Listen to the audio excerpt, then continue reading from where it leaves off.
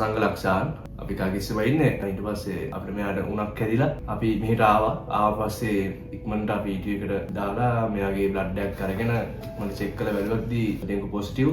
අපෝ ඊට පස්සේ ඇඩ්මිට් කරා. මෙයාට ඇඩ්මිට් වෙන්න කිව්වා මෙහි. අපි මෙහි ඇඩ්මිට් කළා. ඊට පස්සේ සර්විස් එක හොඳයි ඇත්තටම.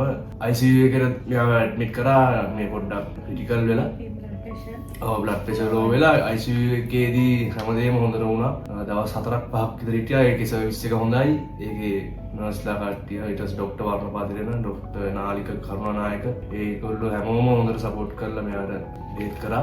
ස්ටාෆ් එකත් හොඳයි, ක්ලීනින් හොඳයි. ඊට පස්සේ කෑම බීම ෆැසිලිටිස් හැමදේම හොඳට තිබ්බා. දැන් අපිට අද ඩිස්චාර්ජ් වෙන්න පුළුවන් කිව්වා. හැමදේම හොඳයි. කිසි ප්‍රශ්නයක් නැතුව වැඩ ටික ඔක්කොම හොඳට සිද්ධ වුණා විතරම.